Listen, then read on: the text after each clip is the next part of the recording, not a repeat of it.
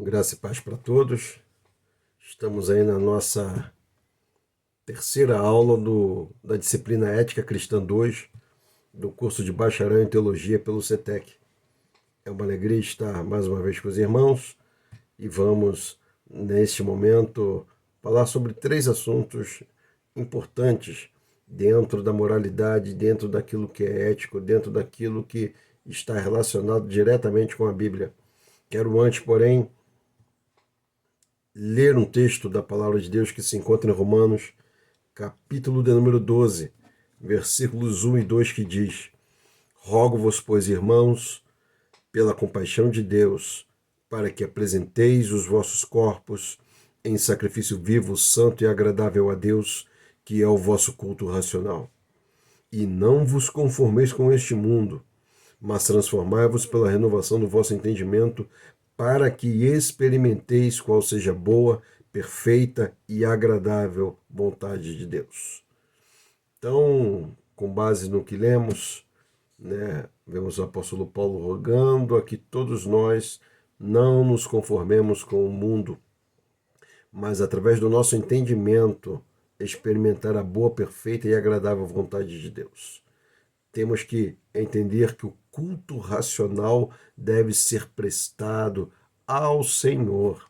Ninguém adora a Deus aleatoriamente e irracionalmente, não. Nós temos consciência do que fazemos. Nós temos convicção da existência dele. Então, quero orar com vocês diante do que foi falado e para o início de nossa aula.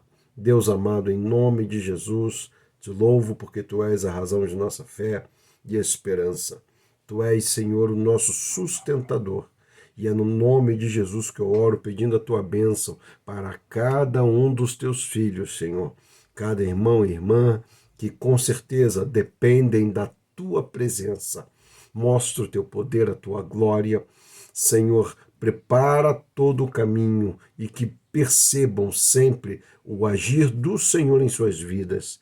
Em nome de Jesus, eu agradeço pelo milagre e por essa oportunidade de, mais uma vez, aprendermos um pouco da ética cristã. Em nome de Jesus. Amém. Muito bem, nós já estamos indo para o final de nossa disciplina e estamos na nossa penúltima aula e eu espero que vocês estejam de fato aprendendo, buscando o aperfeiçoamento do conhecimento. Nós não temos pretensão nenhuma, nem eu, nem os demais professores do curso, concernente a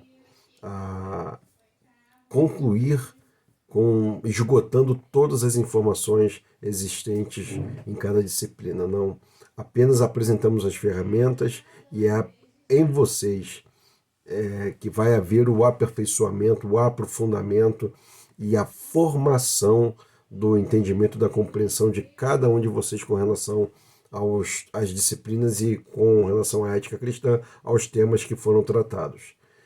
Peço a Deus que haja o discernimento, que haja o temor dele na hora de estudar, na hora de transmitir, compartilhar as informações adquiridas. Tenham cuidado e responsabilidade. A Bíblia diz que ao muito que lhe for dado, muito lhe será cobrado. Tenha consciência de que é você que sabe mais do que saberá mais do que os seus liderados. Você deverá sim ser mais cobrado. E não temos que fugir dessa responsabilidade, mas encarar com tranquilidade, sabendo que Deus é quem está no controle e que fazemos a nossa parte, buscando as informações, a coleta de dados, para que possamos orientar o rebanho do Senhor. Muito bem, quero lembrá-los do trabalho que será apresentado conforme os temas escolhidos por cada um dos alunos e também o comentário dentro pelo WhatsApp de um tema que também foi escolhido por vocês. Esse comentário é livre. As palavras são controladas por vocês, mas eu gostaria de saber sobre de cada um o que pensam sobre o assunto escolhido. Tenham cuidado e responsabilidade, tá ok? e mandem para mim a data para esse trabalho de WhatsApp, é para agora, para hoje. E o trabalho escrito nos moldes da ABNT deverá ser entregue depois da última aula. A data me fugiu à memória, mas você já tem ciência e eu vou mais tarde lembrá-los no grupo, ok? Muito bem, vamos agora falar sobre controle de natalidade. Primeiro você precisa saber o que significa natalidade. É a percentagem de nascimentos de uma comunidade em determinado período de tempo. Essa é a definição do dicionário Aurélio, né? A quantidade de pessoas que nascem dentro de um estado, dentro de um município, dentro de um país, dentro de um continente. E, quando se fala de natalidade, pensamos então no controle, uma forma de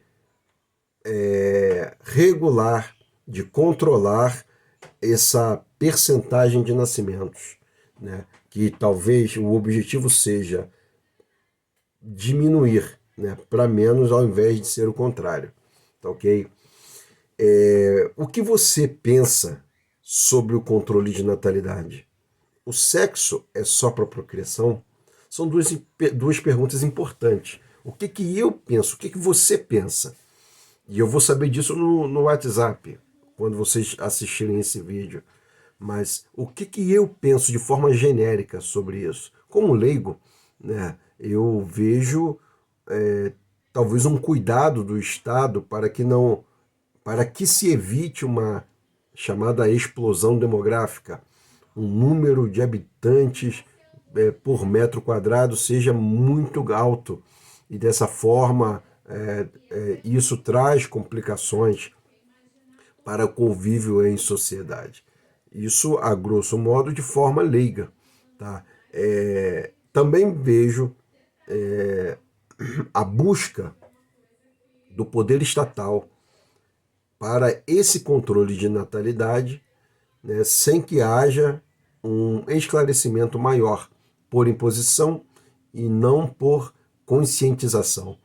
E por imposição, as pessoas que se submetem a elas se submetem em troca de alguns benefícios de governos. Né? Vamos colocar, por exemplo, um controle de natalidade na China. Existe um alto índice de pessoas naquele país, a casa do mais de 1 bilhão. Então, de pessoas. Somar todo o continente americano, todo o continente das Américas e vai dar, talvez não chegue à população da China. Um exemplo disso. Então, a gente olha para esse acontecimento de procriação no mundo, a gente pensa, Deus criou, vamos olhar biblicamente falando, essa é a nossa visão. Deus criou o homem e a mulher e que se relacionam no matrimônio, e eles têm, dentre várias missões, a missão de procriar. A missão de procriar através do sexo. Não existe outra forma de procriação senão através do sexo. Claro, com fonte bíblica, mas também existe a ciência que tem trazido recursos não naturais para que haja a fecundação. Entenderam?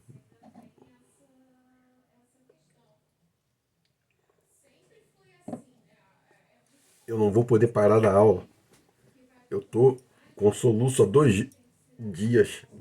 Então até tranquilo. Comecei agora, mas voltou. Então me desculpem, tá? Não é falta de educação.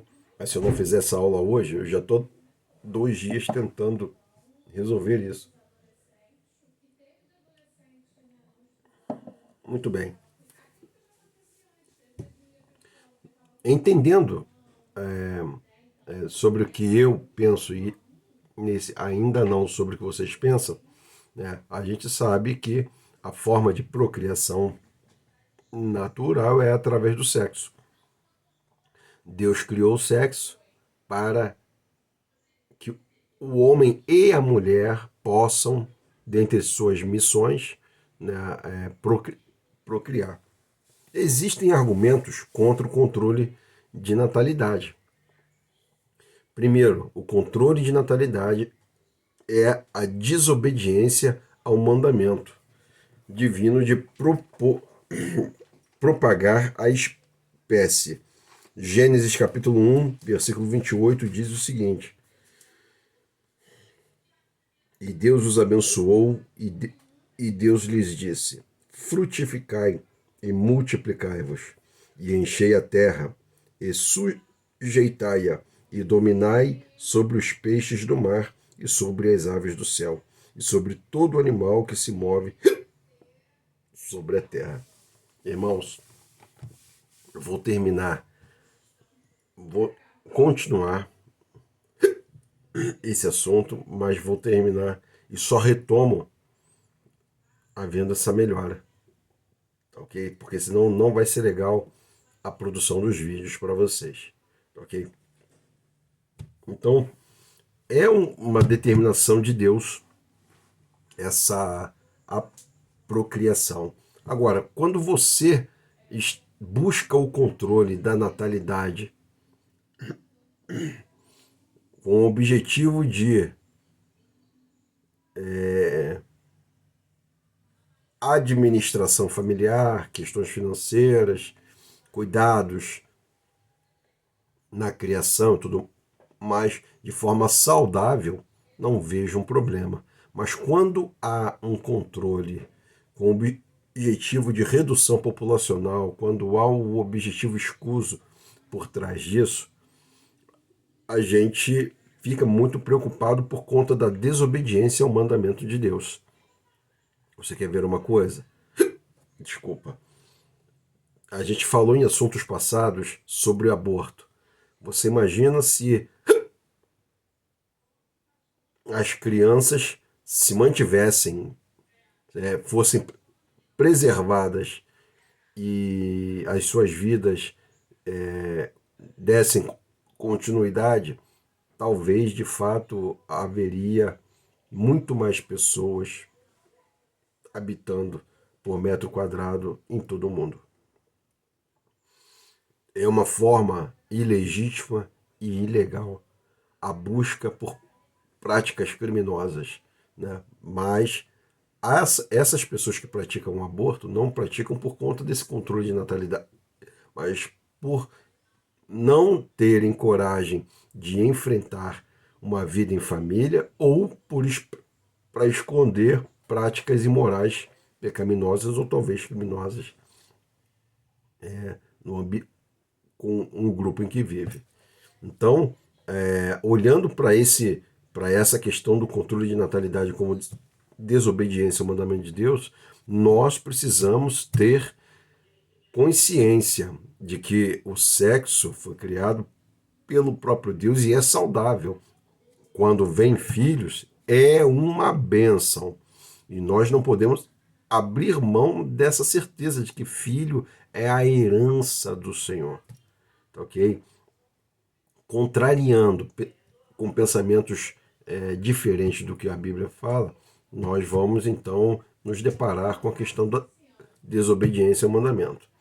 Outro argumento é o controle de natalidade com a intenção de assassinato. Deuteronômio, capítulo 32, versículo 39. Deuteronômio, meu Deus do céu, capítulo 2, versículo 39.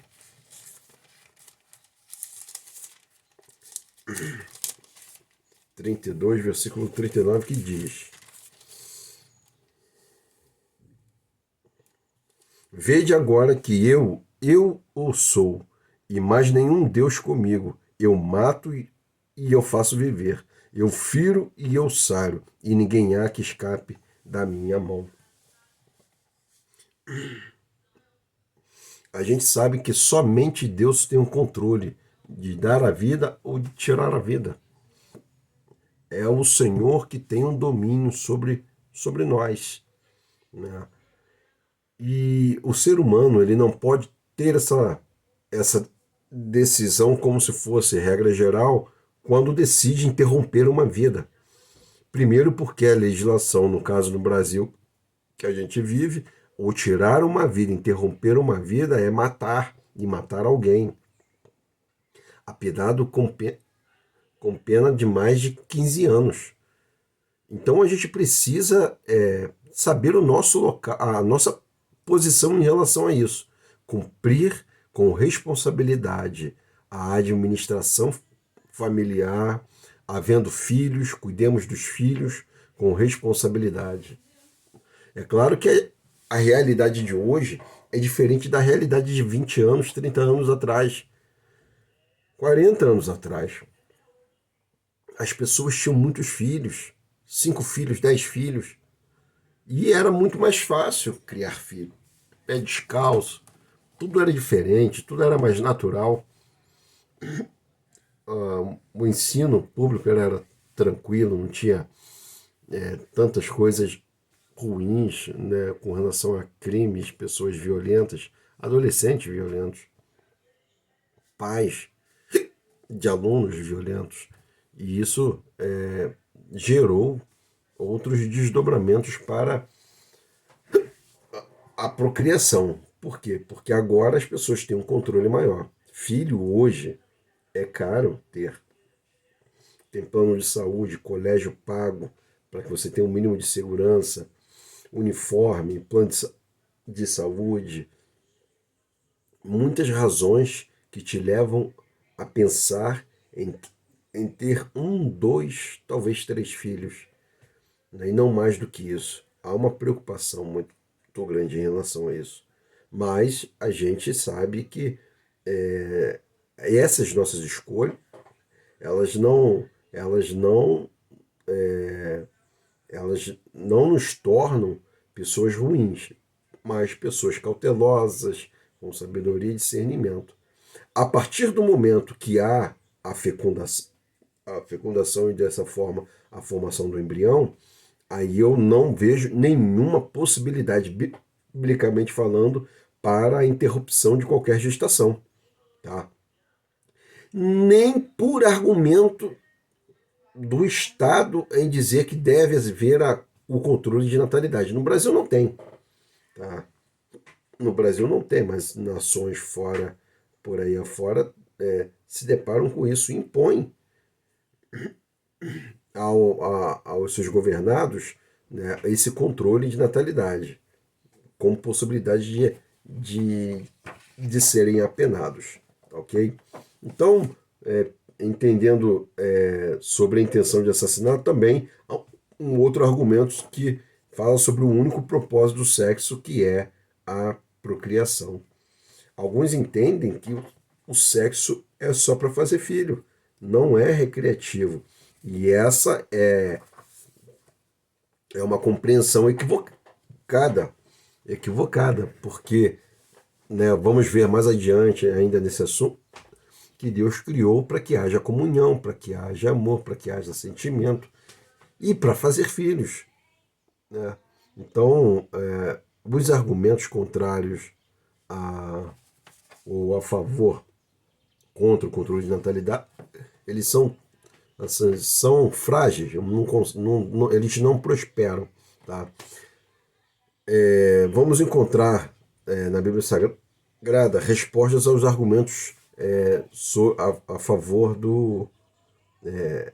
contra o controle de natalidade. Primeiro, é um mandamento divino de propagar a espécie em geral e não específico.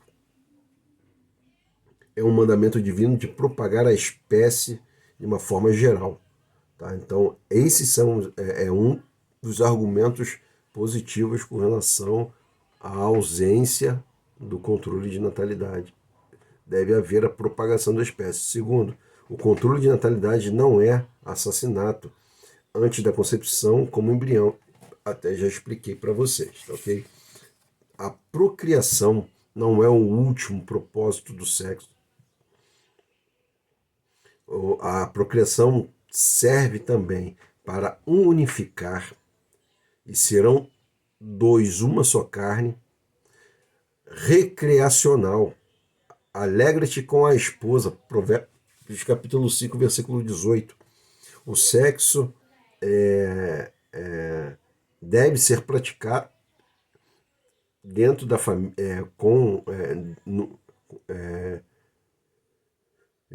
junto ao casal, e ele não deve ser controlado por questões pessoais. Deve haver comum acordo na prática sexual, tá? A mulher, por exemplo, a mulher é estéril. Aí você descobriu num exame que a esposa não poderá procriar. Vai parar o sexo? Vai se separar? Ou o homem descobriu no exame que o homem é estéril. E por causa disso, vão decidir se separar? Não. Né? Prove a Deus, a esterilidade, infelizmente, aconteceu, mas que agora vocês vão ter que saber lidar com isso, pensando na possibilidade até de uma adoção, se assim o quiserem, buscando os meios legais para que essas escolhas aconteçam, tá? Mas, havendo essa infeliz notícia, né, mas você tem que entender que o sexo não é só para procriação, é para recreação, para unificar a família, tá? Ponto de vista cristão evangélico com relação ao controle de natalidade.